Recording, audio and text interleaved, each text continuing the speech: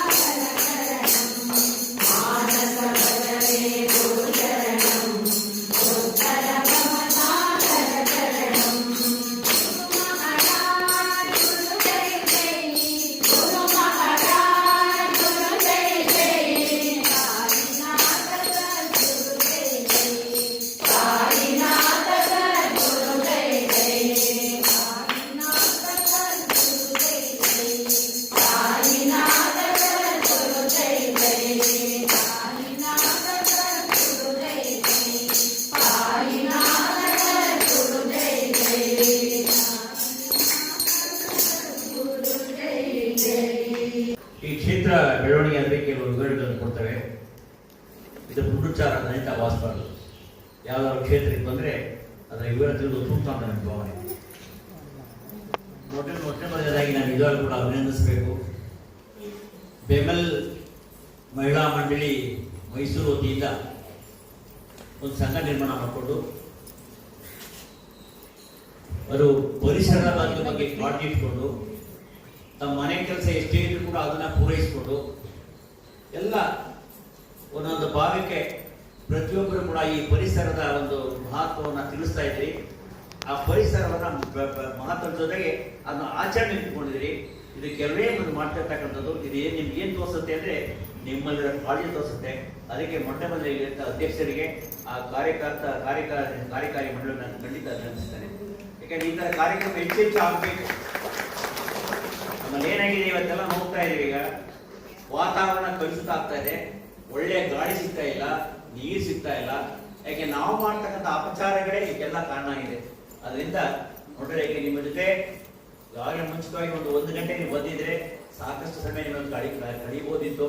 ಯಾಕೆಂದ್ರೆ ಬಹಳ ಒಂದು ಈ ಸಮಯದ ಅಭಾವ, ಒತ್ತಡದ ಕಾರಣಕ್ಕೋಸ್ಕರ ಹೆಚ್ಚು ಮಾತಾಡಲಿಕ್ಕೆ ಆಗ್ತಾ ಇಲ್ಲ.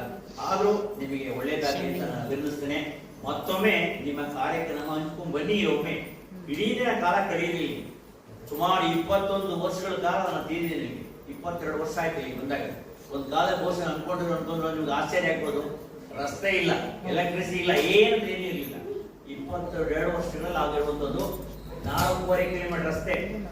MLA ಇಲ್ಲ, ಮಂತ್ರಿ ಇಲ್ಲ, MP ಇಲ್ಲ, ಸರ್ಕಾರ ಇಲ್ಲ, ಯಾರಿಗೆ ಏನು ಅನುದಾನ ಕೊಡೋದಿಲ್ಲ. ಇಲ್ಲಿವರೆಗೆ ಸುಮಾರು 15 ಕೋಟಿ ರೂಪಾಯಿನ ಇಂಡಿವಿಜುವಲಿ ಮೊಬೈಲೈಸ್ ಮಾಡಿ ಇಷ್ಟೆಲ್ಲ ವ್ಯವಸ್ಥೆ ಮಾಡಿದ್ವಿ. ಯಾಕೆ ಮಾಡಿದೀವಿ? ಸಮಾಜಕ್ಕೆ ಒಳ್ಳೇದಾಗಲಿ, ನಮ್ಮ ವೈಯಕ್ತಿಕ ಅಲ್ಲ. ಜೀವನ ಬಹಳ ಚೆನ್ನಾಗಿಟ್ಟಿದ್ದಾನೆ.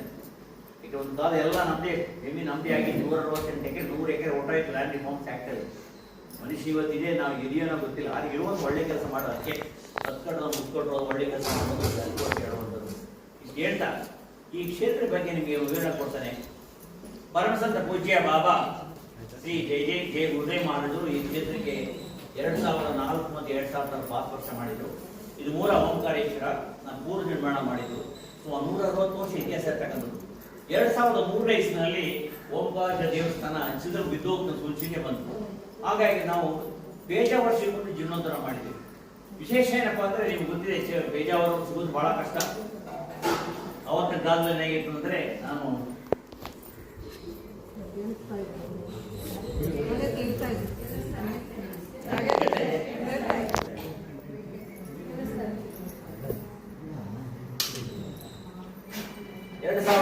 ದೇವಸ್ಥಾನ ಇತ್ತು. ಹಾಗಾಗಿ ಬೇಜಾವರು ಕರ್ಕೊಂಡು ಬಂದಿದ್ದು ದೇವಸ್ಥಾನ ಜೀರ್ಣೋದ್ಧಾರ ಮಾಡಬೇಕು ಅಂತ. ನನ್ನ ಸ್ನೇಹಿತರು ಜಯನಾ ಭಟ್ ಅಂತ ಇದ್ರು. ಅವರು ಎಕ್ಸಿಕ್ಯೂಟಿವ್ ಡೈರೆಕ್ಟರ್ ಆಗಿದ್ರು ಕರ್ನಾಟಕ ಬ್ಯಾಂಕ್ಲಿ. ನಂತರ MD ಆದ್ರು, ಚೇರ್ಮನ್ ಆಗಿ 3 ತಿಂಗಳು ಇದ್ದಿರೋದು. ಅವ್ರ ಮುಖಾಂತರ ನಾನು ಪ್ರಯತ್ನ ಮಾಡಿ ಹೇಗಾದ್ರೂ ಮಾಡಿ ಕರ್ಕೊಂಡು ಬರ್ಬೇಕು ಅಂತ. ಆ ಒಂದು ಸಂದರ್ಭದಲ್ಲಿ ಹೇಳಿದೆ,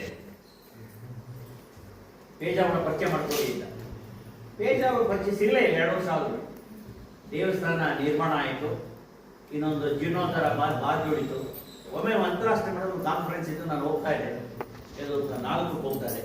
ಪೇಜಾವರ ಪಕ್ಕದ ಕೂತ್ಕೊಂಡ್ಬಿಟ್ರು. ಆಚೆ ನನಗೆ ಕಾನ್ಫರೆನ್ಸ್ ಸಿಕ್ಕಿಬಿಟ್ರೆ ಎಷ್ಟೊಂದು ನೀವು ಸ್ವಾಮಿ ಹುಡುಕ್ತಾ ಇದೆ. 2 ವರ್ಷ ಸಿಕ್ಕಿ ಎಲ್ಲಿ ಹೋಗ್ತೀನಿ ಆಗೋಕ್ಕೆ. ಇಬ್ಬರು ಒಟ್ಟಿಗೆ ಹೋಗಿ ನಮ್ಮ ಸ್ನೇಹಿತರಿಗೆ ಫೋನ್ ಮಾಡಿದೆ. ಅವರಿಗೆ ಅವಳು ಆಶ್ಚರ್ಯಪಟ್ಟರು, ನೀವು ನನಗೆ ಪರಿಚಯ ನೀವೇ ಮಾಡ್ಕೊಂಡ್ಬಿಟ್ಟಲ್ಲ ಅಂತ. ಯಾಕೆಂದ್ರೆ ಪ್ರಾಮಾಣಿಕ ಪ್ರಯತ್ನ, ಸದೃಢ ಸಂಕಲ್ಪ, ಗುರು ಕೃಪೆ, ಈ 3 ಯಾರು ಏನ್ ಬೇಕೋ ಸಾಧನೆ ಮಾಡ್ಬೋದು. ಹಾಗಾಗಿ ಅವರ ಹೋಗಿ ವಿದ್ಯಾಪೀಠ ಸತ್ರಲ್ಲಿ ಭೇಟಿ ಮಾಡಿದ್ರೆ ಅದಕ್ಕೇನೆ ಗುರು ಬ್ರಹ್ಮ ಗುರು ವಿಷ್ಣು ಗುರುದೇವ ಮೈ ಗುರು ಸಾಕ್ಷಾತ್ ಅಂದ್ರೆ ಬ್ರಹ್ಮ ವಿಷ್ಣು ಮಹೇಶ್ವರ ಗುರು ಬಿಟ್ಟರು. ಯಾರಿಗೆ ಮೂವತ್ತನೇ ತತ್ವ ನಿರ್ವಹಣೆ ಮಾಡ್ತಕ್ಕಂಥದ್ದು, ಯಾರಿಗೆ ಗುರು ಕೃಪೆ ಅಂತ ಖಂಡಿತ ಗುರಿ ಮುಟ್ತಾನೆ. ಹಾಗಾಗಿ ಆ ಗುರು ಕೃಪೆಯಿಂದ ಅವರ ಕೃಪಾಶಯದಿಂದ ಈ ಒಂದು ಕ್ಷೇತ್ರ ಆಯಿತು. ಹಾಗಾಗಿ ನಾವು ನನ್ನ ಹೊಂದಿಸ್ತೇವೆ. ಇದು ಒಂದು ಕಡೆ ಭಾಗ. ಇನ್ನು ಎರಡನೇ ಬೇಗ ಏನಪ್ಪ ಅಂತಂದ್ರೆ, ಇದೇನು ಈಗಾಗಲೇ ಹೇಳಿದೆ, ಆ ಗುರುಮಂದಿರದಲ್ಲಿ ಮಲಗುವಂಥದ್ದು. ಪ್ರತಿನಿತ್ಯ ಬಾಬಾ ಒಂದು ದರ್ಶನ ಆಗ್ತಾ ಇತ್ತು. ಇಲ್ಲಿ ಒಂದು ದೊಡ್ಡ ತೋಟ, ಅಡಿಕೆ ತೋಟ, ತೆಂಗಿನ ತೋಟ, ಒಂದು ಪ್ರೇರಣೆ ಸಣ್ಣ ಮಂದಿರ ನಿರ್ಮಾಣ ಮಾಡಬೇಕು ಅಂತ ಒಂದು 2 ವರ್ಷ ಮಾಡಿ ಪ್ರಾರಂಭ ಮಾಡಿದ್ವಿ. ಅದೇನು ಪೂರ್ಣ ಆವಾಗ ಬಾಬೆ ವರ್ಷ ಸರಿ ಕಟ್ಟಿಲ್ಲ, ಅದನ್ನು ಕೆಡಿಸಿದ್ವಿ. ತದನಂತರ ಇದಕ್ಕೆ ನನ್ನ ಸ್ನೇಹಿತರೊಬ್ಬರು ವೆಂಕಟಸ್ವಾಮಿ ಅಂತ ಚೀಫ್ ಇಂಜಿನಿಯರ್ ಆಗಿ ಚೀಫ್ ಆರ್ಕಿಟೆಕ್ಟ್ ಅವರು ಪ್ಲಾನ್ ಕೊಟ್ಟರು. ಸುಮಾರು 1.5 ಕೋಟಿ ನಿರ್ಮಾಣ ಆಯಿತು. ವಿಶೇಷ ಏನಪ್ಪ ಅಂತಂದ್ರೆ, ನಾವು ಈ ಕ್ಷೇತ್ರ ನಿರ್ಮಾಣ ಮಾಡೋ ಪೂರ್ವದಲ್ಲೇ ನಾವು ಸಿರಡಿಯಿಂದ ಬೆಂಕಿ ತಂದು ಸ್ಥಾಪನೆ ಮಾಡಿದ್ವಿ. ದುನಿಯಿಂದ ಅಂದ್ರೆ ದುನ್ನ ಸುಡು ಅಂತ ಮಾಡಿದ್ರು. ಏನು ಸುಟ್ಟಕ್ಕಂಥದ್ದು? ಪಾಪಗಳ ಸುಟ್ಟಕ್ಕಂಥದ್ದು. ಬಾಬರವರು ಒಂದು ಇದು ಸ್ಥಾಪನೆ ಮಾಡಿದ್ರು. ಅವ್ರು ಬಂದು ಬಹಳ ಜನ ಹೋಗ್ತಾ ಇದ್ರು, ತಮ್ಮ ಕಷ್ಟ ಹೇಳ್ಕೊಡ್ತಾ ಇದ್ರು, ತೋಡ್ಕೊಳ್ತಾ ಇದ್ರು, ಬೇಡ್ಕೊಡ್ತಾ ಇದ್ರು. ಬಾಬಾ ಅವರಿಗೆ ಪ್ರಸಾದ ರೂಪದಲ್ಲಿ ಒಂದು ವಿಭೂತಿಯನ್ನು ಕೊಡ್ತಾರೆ. ಹಾಗೆ ಅವೆಲ್ಲ ಅವರ ರೋಗಗಳು ಇದು ಸಾಹಿತ್ಯ ನಮ್ಮ. ಹಾಗಾಗಿ ನಾವು ಆ ಸಿರಡಿಯಿಂದ ನಮಗೆ ಕೊಟ್ಟು ಏನ್ ಮಾಡಬೇಕು ಅಂತ ನಾನು ಹಳೆ ಸಂದರ್ಭದಲ್ಲಿ ಏಟಿನ ಜಡ್ಜ್ ಆಗಿದೆ. ನನ್ನ ಗುರುಗಳು M N Venkata chief justice of India ಆಗಿದ್ದರು. ಅದೇ ಸಂದರ್ಭದಲ್ಲಿ ಕಿರಡಿನಲ್ಲಿ ಹಣ ದುರುಪಯೋಗ ಆದ ಕಾರಣಕ್ಕೋಸ್ಕರ ಆ ಮ್ಯಾನೇಜ್ಮೆಂಟ್ನ ಅದನ್ನು ಸಸ್ಪೆಂಡ್ ಮಾಡಿ ಅವರೊಬ್ಬರು ಅಡ್ಮಿನಿಸ್ಟ್ರೇಟರ್ ಆಗಿದ್ರು, ಒಬ್ಬರು ಅಡ್ಮಿನಿಸ್ಟ್ರೇಟರ್ ಆಗಿದ್ದರು. ಅವ್ರ ಮುಖಾಂತರ ನಮ್ಮ ಚೀಫ್ ಜಸ್ಟಿಸ್ಗೆ ಲೇಸಿ ನಾನೇ ಖುದ್ದಾಗಿ ಹೋಗಿ ಅದನ್ನು ಬೆಂಕಿ ತಗೊಂಡು ಇದನ್ನು ಸ್ಥಾಪನೆ ಮಾಡಿದ್ವಿ. ಇದು ಆದ ಮೇಲೆ ಇದನ್ನು ಸ್ಥಾಪನೆ ಮಾಡಿದ್ವಿ. ಅದಕ್ಕೇನೆ ಧ್ವನಿ ಯಾವಾಗಲೂ ಇರ್ತಾ ಇರುತ್ತೆ. ಧ್ವನಿ ಅಂತಂದ್ರೆ ಅದಕ್ಕೆ ನಮ್ಮ ಏನೇ ತೊಂದರೆ ಇದೆ, ಎಲ್ಲ ತೊಂದರೆ ಪಾಪ ನಿಮ್ಮ ತೊಂದರೆ ಹಾಕೊಂಡ್ರೆ ಬಾಬಾ ಪರಿಹಾರ ಅಲ್ಲ.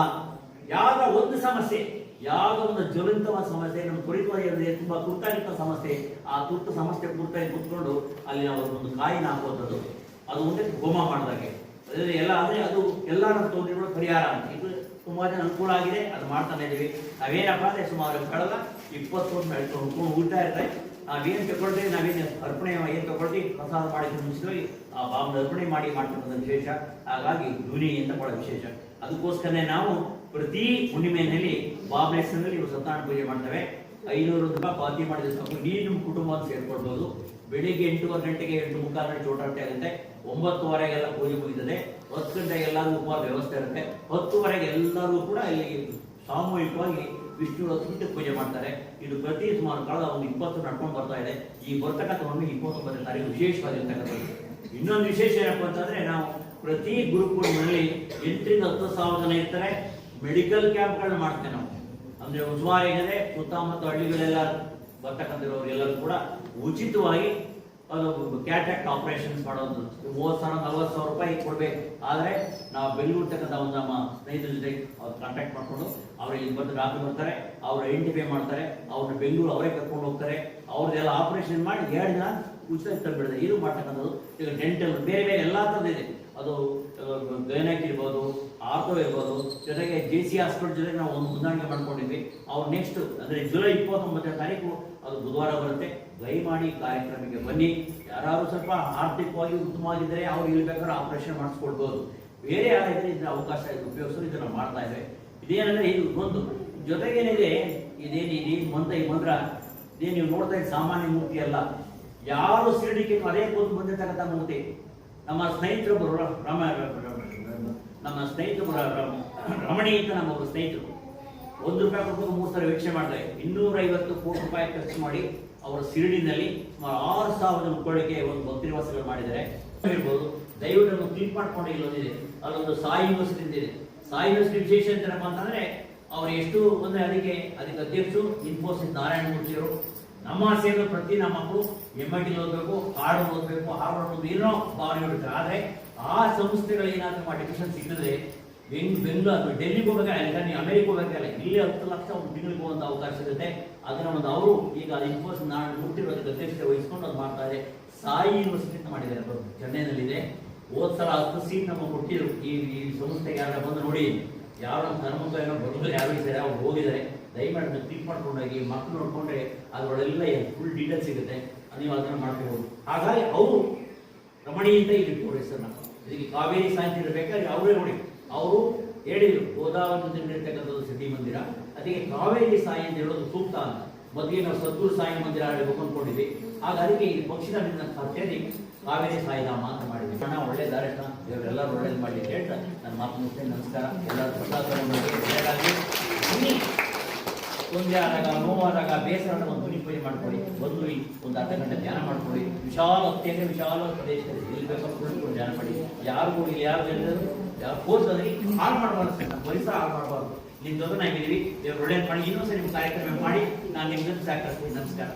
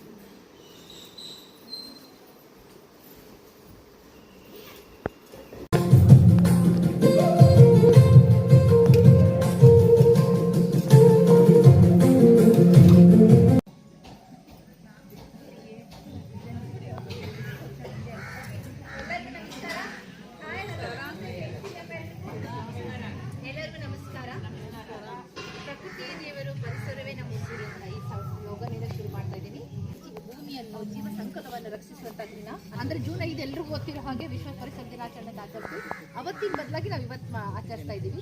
ಈ ಸುಂದರ ದಿನವನ್ನು ಆಚರಿಸಲು ನಾವೆಲ್ಲ ಇಂದು ಈ ಪ್ರಕೃತಿಯ ಮಳೆಯಲ್ಲಿ ಕಾವೇರಿ ಸಾವಿಧಾಮದಲ್ಲಿ ಆಚರಿಸಲು ತಮ್ಮೆಲ್ಲರಿಗೂ ಆತ್ಮೀಯ ಸ್ವಾಗತ. ಮೊದಲಿಗೆ ವೇದಿಕೆಗೆ ನಮ್ಮ ಗೌರವಾಧ್ಯಕ್ಷ ಶ್ರೀಮತಿ ವಿಜಯಲಕ್ಷ್ಮಿ ಸುದರ್ಶನ್ ಬರ್ಮಾಡ್ಕೊಳ್ತೇನೆ.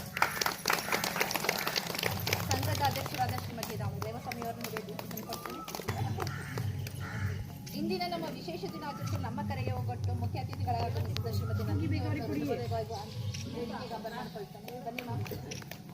ಹಾಗೆ ಕಾವೇರಿ ಸಾವಿಧಾಮದ ಟ್ರಸ್ಟಿಗಳಾದ ಶ್ರೀಯುತ ಜಯದೇವ್ ಸರ್ ಅವರು ವೇದಿಕೆ ಬರಬೇಕಾಗಿ ಕೇಳ್ಕೊಳ್ತೇನೆ. ಇಂದಿನ ವಿಶೇಷ ಕಾರ್ಯಕ್ರಮಕ್ಕೆ ನಮ್ಮ ಕರೆ ಹೋಗೊಟ್ಟು ಆಗಮಿಸಿದಂಥ ಮುಖ್ಯ ಅತಿಥಿಗಳಾದ ಶ್ರೀಮತಿ ನಂದಿನಿ ಅವರನ್ನು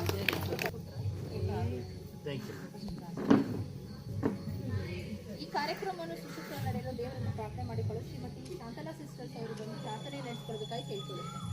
ಶುಕ್ಲಾಂಬರಧರಂ ವಿಷ್ಣುಂ ಶಶಿವರ್ಣಂ ಚತುರ್ಭುಜಂ ಪ್ರಸನ್ನವದನಂ ಧ್ಯಾಯೇತ್ ಸರ್ವವಿಘ್ನೋಪಶಾಂತಯೇ सर्वविद्याप्रशमनं सर्वसिद्धिकरं परं सर्वजीवप्रणेतारं वन्दे विजयदं हरिं समचरणसरोजं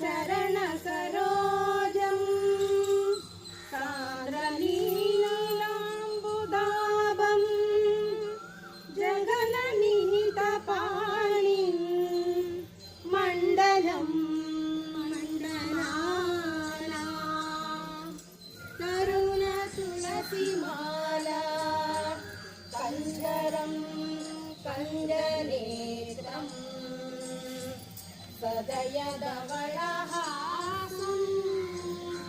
विठलं चिन्तयामि विठलं चिन्तयामि विठलं चिन्तयामि.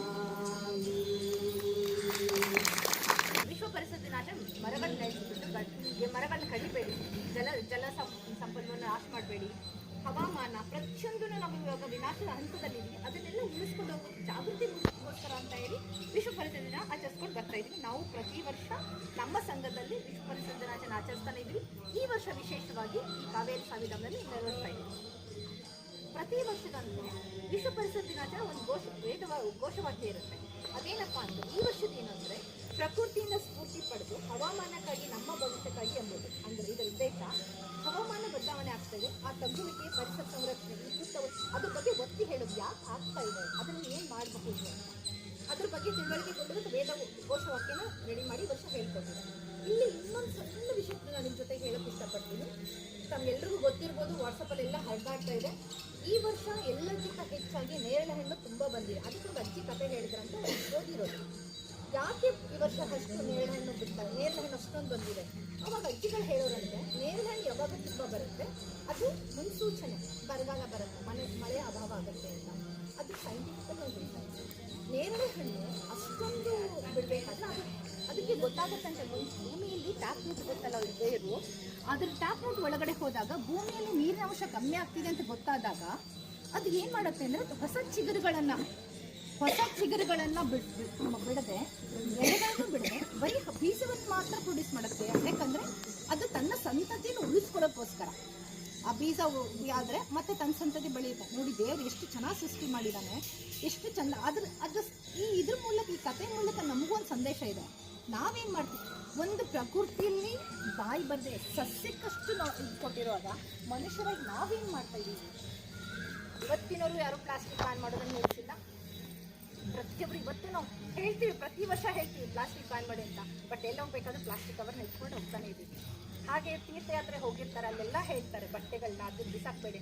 ಬಟ್ ಇವತ್ತಿಗೂ ಅಲ್ಲಿ ಜಲಮಾಲಿನ್ಯ ಮಾಡಿಬಿಟ್ಟು ಬರ್ತಾರೆ. ನಾವು ಯಾವಾಗ ಸುಧಾರಣೆ ಆಗ್ತೀವಿ? ಇದು ಒಂದು ಎಕ್ಸಾಂಪಲ್. ಇವತ್ತಿನ ಇದಕ್ಕೆ ನಾನು ಹೇಳಿಬಿಟ್ಟು ಇವತ್ತಾದ್ರೂ ನಾವು ಎಚ್ಚೆತ್ತುಕೊಳ್ಳೋಣ. ಮುಂದಿನ ಪೀಳಿಗೆಗೋಸ್ಕರ ಈ ನಮ್ಮ ಪ್ರಕೃತಿನ ಈಗ ನಮ್ಮ ನೆಕ್ಸ್ಟ್ ಜನರೇಷನ್ ನೀರು ಅದನ್ನು ಉಳಿಸ್ಕೋಬೇಕಂದ್ರೆ ನಾವು ಇವಾಗ ಎಚ್ಚೆತ್ಕೊಂಡ್ರೆ ಅದನ್ನು ಮುಂದೆ ಪ್ರೊವೈಡ್ ಮಾಡ್ಬೋದು ಅಂತ ಹೇಳ್ತಾ ಇದಕ್ಕೆ ನಾನು ಪ್ರಾಸ್ತಾವಿಕ ಮುಗಿಸ್ತಾ ಇದ್ದೀನಿ. ನನ್ನ ಆತ್ಮೀಯ ಗೆಳತಿಯರಿಗೆಲ್ಲರಿಗೂ ಆತ್ಮೀಯ ಸ್ವಾಗತವನ್ನು ಕೊಡ್ತಾ ಇದ್ದೀನಿ. ಕೇಳಿಸ್ತಾ ಇದೆಯಾ? ಬರು ಒಂದ್ಸಲ ಈಗ 2 ವರ್ಷದ ಹಿಂದೆ ನಾನು ಇಲ್ಲಿಗೆ ಬಂದಿದ್ದೆ, ಯಾವುದೋ ಒಂದು ಪ್ರೋಗ್ರಾಮ್ ಇತ್ತು, ದುರ್ಗಾ ಸಪ್ತಶತಿ ಕೋಟಿ ಜಪ ಇದು ಎಲ್ಲ ನಡೀತಾ ಇತ್ತು ಈ ನದಿ ತೀರದಲ್ಲಿ. ಅವಾಗ ಬಂದಾಗ ಅನ್ಕೊಂಡಿದ್ದೆ ಒಂದ್ಸಲ ನಾನು ನಮ್ಮ ಗೆಳತಿಯರನ್ನೆಲ್ಲ ಇಲ್ಲಿ ಕರ್ಕೊಂಡು ಬಂದು ಈ ಎನ್ವೈರನ್ಮೆಂಟ್ ತುಂಬ ಚೆನ್ನಾಗಿದೆ, ತುಂಬ ಖುಷಿ ಆಯಿತು ನನಗೆ. ಎಷ್ಟು ಡಿಸಿಪ್ಲಿನು, ಎಷ್ಟು ಕ್ಲೀನು, ಒಂದು ಕಡೆ ಒಂದು ಚೂರು ಏನೂ ಪ್ಲಾಸ್ಟಿಕ್ ಇಲ್ಲ, ಇದಿಲ್ಲ. ನಾವು ಬಂದು ಇದನ್ನು ನೋಡಿಕೊಂಡು ಬೇರೆಯವರಿಗೆ ನಾವು ಮಾದರಿಯಾಗಿ ಒಂದು ಪ್ರಚಾರವನ್ನು ಮಾಡಬೇಕು ಅನ್ನೋ ಉದ್ದೇಶ ಅವಾಗ ಇಟ್ಕೊಂಡಿದ್ದೆ. ಅದು ತಿಂಗಳ ಹೀಗೆ ಕಾರ್ಯಕ್ರಮ ಆಗ್ತಾ ಇತ್ತು, ಬೇರೆ ಬೇರೆ ಇದನ್ನು ಬಂದ್ಬಿಡುತ್ತಲ್ಲ ಆವಾಗ ತಿಂಗಳಲ್ಲಿ ಏನೇನು ಮಾಡಬೇಕು ಅಂತ. ಹಾಗೆ ಬಂದು 2 ವರ್ಷ ಆಗೋಯ್ತು. ಈಗ ಮೊನ್ನೆ ಪರಿಸರ ದಿನಾಚರಣೆ ಸಡನ್ನಾಗಿ ಫ್ಲ್ಯಾಶ್ ಆಯಿತು ನನಗೆ. ಆಮೇಲೆ ಅಲ್ಲಿ ಸಾಯಿಬಾಬಾ ಮಲಗಿದ್ದಾಗ ನನಗೆ ಒಂಥರ ಸ್ವಪ್ನದಲ್ಲಿ ಬಂದಾಗಾಯಿತು ನಿಜವಾಗ್ಲೂ. ಅದನ್ನು ತುಂಬ ನೋಡ್ತಾ ಇದ್ದೆ ನಾನು. ಅದು ಮತ್ತು ನಮ್ಮ ಹುಬ್ಬಳ್ಳಿಲಿರೋ ಸಿದ್ದಾರೂಢ ಮಠದಲ್ಲೂ ಅದೇ ಥರದ್ದು ಒಂದಿದೆ ಇದು. ಆವಾಗ ಯಾಕೋ ಸಾಯಿಬಾಬಂದು ಎಚ್ಚರಿಕೆ ಅನಿಸುತ್ತೆ ಇದು ನನಗೆ. ಮಾಡಲೇಬೇಕು ಇಲ್ಲಿ ಕಾರ್ಯಕ್ರಮನ ಏನಾದ್ರು ಮಾಡಿ, ಮತ್ತು ಭಜನೆ ಮಾಡಬೇಕು ಅನ್ನೋ ಮಾಡಿಸ್ಬೇಕು ಭಜನಾ ಮಂಡಳಿಯಿಂದ ಅಂತ ತುಂಬ ಆಸೆ ಇತ್ತು. ಭಜನೆ ಮಾಡೋಕ್ಕೆ, ಸೇವೆ ಮಾಡೋದಕ್ಕೆ ಒಂದು ಅವಕಾಶ ಸಿಕ್ತು. ಇಲ್ಲಿ ಬಂದಿರತಕ್ಕಂತಹ ಮತ್ತೊಮ್ಮೆ ಎಲ್ಲ ಗೆಳತಿಯರಿಗೂ ಕೂಡ ನಾನು ಮತ್ತೊಮ್ಮೆ ಸ್ವಾಗತವನ್ನು ಕೊಡ್ತಾ, ಇವತ್ತು ಮುಖ್ಯವಾಗಿ ನಮ್ಮ ಈ ಜಾಗದಲ್ಲಿ ನಮ್ಮ ಅಧ್ಯಕ್ಷರಾಗಿರ್ತಕ್ಕಂಥ ಶ್ರೀಮತಿ ರೇವತಿ ರಾಮಸ್ವಾಮಿ ಅವರಿಗೆ ಹೃತ್ಪೂರ್ವಕವಾಗಿದ್ದ ಸ್ವಾಗತವನ್ನು ನಾನು ನಂತರ ನಮ್ಮ ಗೆಳತಿ ಇವರು ನಂದಿನಿ ಅಂತ ಹೇಳ್ಬಿಟ್ಟು ನಿಮ್ಗೆಲ್ರಿಗೂ ಪರಿಚಯ ಇದೆ. ಅವರು ಕೂಡ ನಮ್ಮ ಸಮಾಜಕ್ಕೆ ಒಬ್ಬರು ಸದಸ್ಯೆ ಆಗಿದ್ದಾರೆ. ಅವರು ನಮ್ಮ ಮೈಸೂರಲ್ಲಿ ಕೃಷಿಕರು ಮತ್ತು ಇದು ಸಸ್ಯಧಾಮ ಅಂತ ಒಂದು ನರ್ಸರಿಯನ್ನು ಅವರು ಮೈಂಟೈನ್ ಮಾಡ್ತಾ ಇದ್ದಾರೆ. ತುಂಬ ಚೆನ್ನಾಗಿದೆ, ಒಳ್ಳೊಳ್ಳೆ ಗಿಡಗಳು. ನಾನು ಸ್ಟಾರ್ಟಿಂಗಿಂದನೂ ಅವ್ರ ಹತ್ರನೇ ತೊಗೋತಾ ಇರೋದು. ಬಟ್ ಅವರು ಯಾವತ್ತೂ ಆ ಜಾಗದಲ್ಲಿ ನಾನು ನೋಡಿಲ್ಲ ಅವ್ರನ್ನ. ಬಟ್ ಅವರು ತುಂಬ ಬ್ಯುಸಿಯಾಗಿ ಎಲ್ಲ ಕಡೆನೂ ಈ ಜೇನು ಸಾಕಾಣಿಕೆ, ಕೃಷಿ ಸಂಬಂಧಪಟ್ಟಿರ್ತಕ್ಕಂಥ ಸ್ಪೀಚ್ಗಳಿಗಾಗಿ ಅವರು ಸ್ಟೇಟಸ್ ಹಾಕೋತಾ ಇರ್ತಾರೆ. ತುಂಬ ಬ್ಯುಸಿಯಾಗಿ ಎಲ್ಲ ಕಡೆನೂ ಹೋಗ್ತಾ ಇರೋದನ್ನು ನಾನು ನೋಡಿದೆ. 70 ಜನ ಬರ್ತಾ ಇದ್ದೀವಿ ಅಂತ ಹೇಳಿ ಬಿಡಮ್ಮ, ಆ ಜಾಗ ನಮ್ಗೊಂದು ಸ್ವಲ್ಪ ಒಂದು ಅರ್ಧ ಗಂಟೆ ಕಾರ್ಯಕ್ರಮ, ಅರ್ಧ ಗಂಟೆ ದೇವ್ರ ಸೇವೆ ಎಲ್ಲ ಮುಗಿಸ್ಕೊಳ್ಳೋಣ ಅಂತ ಹೇಳಿದ್ಮೇಲೆ ಅವರು ನಮಗೆ ಅನುವು ಮಾಡಿಕೊಟ್ರು. ನೀವು ಎಲ್ಲಿ ಬೇಕಾದ್ರೂ ಮಾಡ್ಕೊಳ್ಳಿ ಮೇಡಮ್ ಅಂತ ಹೇಳಿ. ಇಷ್ಟು ಉದಾರವಾಗಿ ಹೇಳೋರು ಯಾರಿದ್ದಾರೆ ನಿಜವಾಗ್ಲೂ? ಎಲ್ಲ ಕಡೆನೂ ಈಗ ಜನರೇನು ಅಂದರೆ ಒಂದು ಜಾಗ ತೊಗೊಂಡ್ಬಿಟ್ರು ಅಂತಂದರೆ ತುಂಬ ಗಲೀಜು ಮಾಡೋದು, ಹಾಳು ಮಾಡೋದು ಅದೆಲ್ಲ ಮಾಡ್ತಾರೆ. ಇವಾಗ ತಿಂದ್ಬಿಟ್ಟು ಅಲ್ಲೇ ಎಸೆಯೋದು ಅದೆಲ್ಲ ಕಾಮನ್ ಫ್ಯಾಕ್ಟ್. ಅದು ಆದರೆ ಮಾಡಬಾರ್ದು ಆ ಥರ. ಶ್ರೀಯುತರು ಜಯದೇವ್ ಅವರು ನಮಗೆ ಇವತ್ತು ಈ ಜಾಗವನ್ನು ಕೊಟ್ಟು ತುಂಬ ಹೆಲ್ಪ್ ಮಾಡಿದ್ದಾರೆ. ಅವರಿಗೆ ನಿಮ್ಮೆಲ್ಲರ ಪರವಾಗಿ ಹೃತ್ಪೂರ್ವಕವಾದ ಸ್ವಾಗತ.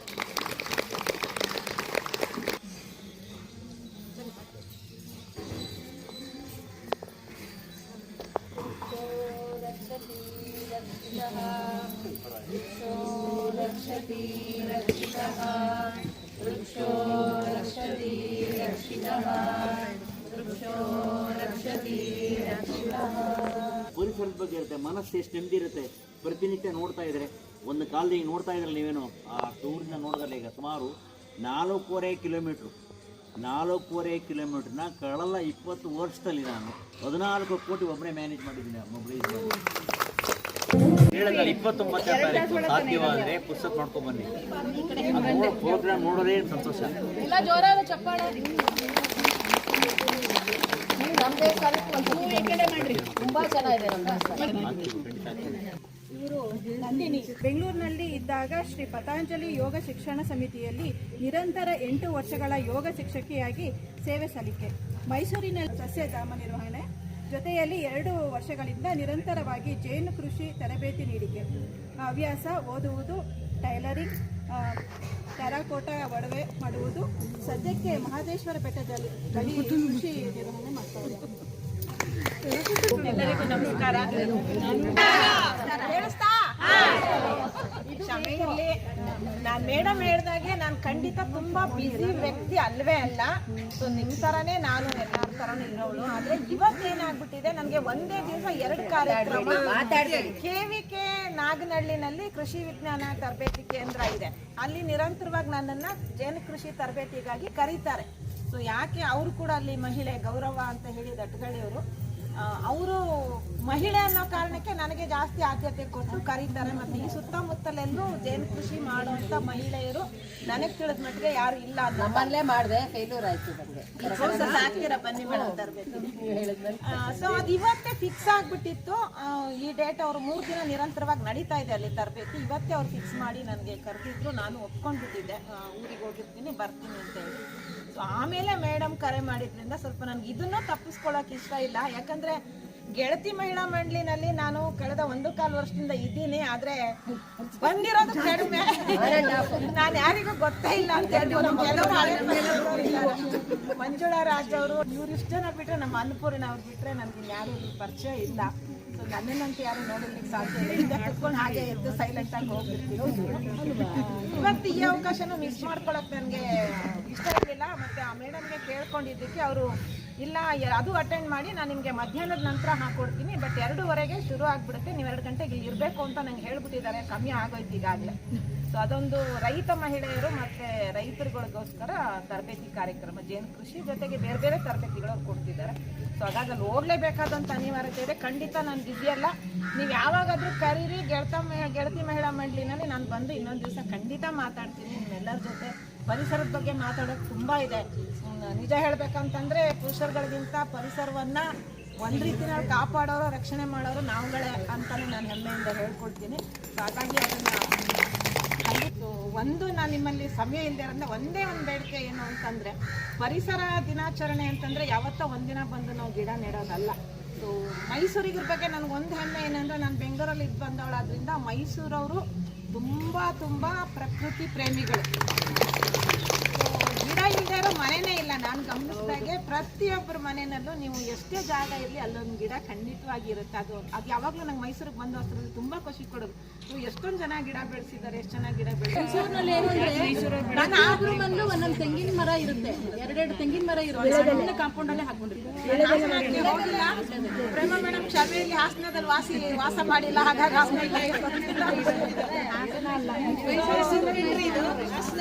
ಹಾಗಾಗಿ ಮತ್ತೆ ನಾನು ಅದೇ ಕ್ಷೇತ್ರದಲ್ಲಿ ಇರೋದ್ರಿಂದ ಸಸ್ಯಧಾಮ ನರ್ಸರಿ ಅಂದರೆ ನಂದಲ್ಲ, ನನ್ನ ಮಗ ಇಲ್ಲಿ ಶುರು ಮಾಡಿದ್ದು, ಬೆಂಗಳೂರಿಂದ ಬಂದು ಶುರು ಮಾಡಿದ್ದು. ಸೊ ಅದ್ರ ಬಗ್ಗೆ ನಾನು ನಿರ್ವಹಣೆ ಮಾಡ್ತಾ ಇದ್ದೆ. ಆದರೆ ಕಳೆದ 1 ವರ್ಷದಿಂದ ನಾನು ಕೃಷಿ ಕೆಲಸದಲ್ಲಿ ಮಹದೇಶ್ವರನ ಬೆಟ್ಟದ ಹತ್ತಿರದಲ್ಲಿ ನಾನು ಅಲ್ಲಿ ನಿರತಳಾಗಿರೋದ್ರಿಂದ ನಾನು ಇಲ್ಲಿ ಜಾಸ್ತಿ ತೊಡಗಿಸ್ಕೊಳ್ಳೋಕ್ಕಾಗಿಲ್ಲ. ಮೇಡಮ್ ಹೇಳಿದ್ರು ನರ್ಸರಿಲಿ ಯಾವತ್ತೂ ನೋಡಿಲ್ಲ ಅಂತ.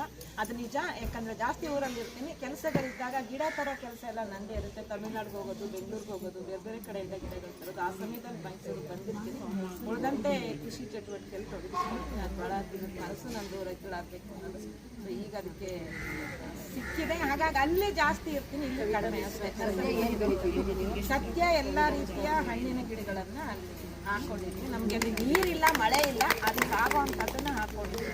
ಸೊ ಇನ್ನೊಂದು ದಿವಸ ಅದ್ರ ಬಗ್ಗೆ ಖಂಡಿತವಾಗಿ ಮಾತಾಡೋಣ. ಇಷ್ಟು ಅವಕಾಶ ಕೊಟ್ಟಿದ್ದಕ್ಕೆ, ನನ್ನನ್ನು ಗುರುತಿ ಕರೆದಿದ್ದಕ್ಕೆ ಖಂಡಿತ ನಂದು ಯಾವ ಸಾಧನೆಯೂ ಇಲ್ಲ. ಒಂದು ನರ್ಸರಿ ನಿರ್ವಹಣೆ ಮಾಡ್ತೀನಿ, ಜೇನು ಕೃಷಿ ತರಬೇತಿ ನಿಜ ಕೊಡ್ತಿದ್ದೀನಿ, ಅದ್ರ ಬಗ್ಗೆ ಹೆಮ್ಮೆ ಇದೆ. ಬಿಟ್ಟರೆ ಯಾವ ಸಾಧನೆಯೂ ಇಲ್ಲ. ಮೇಡಮ್ ನೀವೆಲ್ಲರೂ ನನ್ನ ಗುರುತಿ ಕರೆದಿದ್ದಕ್ಕೆ ನಿಮ್ಮೆಲ್ಲರಿಗೂ ಬಿಡುವಿಲ್ಲ, ನಾನು ಆರಾಮಾಗಿದ್ದೀನಿ ಅಂತಾರೆ. ಆದರೂ ಹೆಂಗಸರಾಗಿ ಇಷ್ಟೆಲ್ಲ ತೊಡಗಿಸ್ಕೊಳ್ಳೋದು ಕಷ್ಟ. ಮಕ್ಕಳು ಸಂಸಾರ ಒಂದು 11 ಗಂಟೆ ತನಕ ಅವ್ರಿಗೆ ಪೂರ್ಸೋದೇ ಇರೋಲ್ಲ. ಮನೆ ಕೆಲಸ, ಗಂಡ ಮಕ್ಕಳು ಎಲ್ಲರನ್ನೂ ನೋಡ್ಕೋಬೇಕು. ಅದನ್ನು ನೋಡಿಕೊಂಡು, ಹೊರಗಡೆನೂ ನೋಡಿಕೊಂಡು, ಇಷ್ಟು ನಮ್ಮ ಸಮಾಜಕ್ಕೆ ಕೂಡ ಅವರು ಸದಸ್ಯರಾಗಿರೋದೇ ಒಂದು ಹೆಮ್ಮೆ ನಮಗೆ ಅಲ್ವಾ. ಇಂಥವ್ರನ್ನೆಲ್ಲ ನಾವು ಇಟ್ಕೊಂಡಿದ್ದೀವಿ ನಮ್ಮ ಸಮಾಜದಲ್ಲಿ ಅಂತ ಹೇಳೋಕ್ಕೆ ನಮಗೊಂದು ಹೆಮ್ಮೆ ಆಗುತ್ತೆ. ಅದರಿಂದ ಅವರು ಇವತ್ತು ತಮ್ಮ ಬಿಡುವಿನ ಸಮಯದಲ್ಲಿ ಅಮೂಲ್ಯವಾದ ಸಮಯವನ್ನು ಇಲ್ಲಿ ಕೊಟ್ಟು ಇವತ್ತು ನಮ್ಮ ಕರೆಗೆ ಹೋಗೊಟ್ಟು ಬಂದಿರೋದಕ್ಕೆ ಅವರಿಗೆ ನಮ್ಮ ಕಡೆಯಿಂದ ಮತ್ತೊಮ್ಮೆ ಅವರಿಗೆ ಅನಂತ ಧನ್ಯವಾದಗಳನ್ನು ತಿಳಿಸ್ತಾ ಅವರಿಗೆ ಒಂದು ಪುಟ್ಟ ಒಂದು ಗೌರವ ಸಮರ್ಪಣೆಯನ್ನು ಮಾಡಿಬಿಟ್ಟು ಅವ್ರನ್ನ ಕಳಿಸ್ಕೊಡ್ತೀವಿ.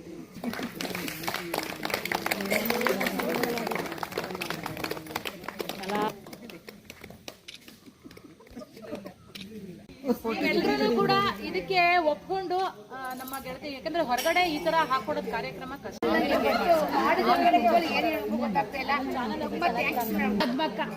ಎಷ್ಟು ಅವರು ನಮ್ಮ 150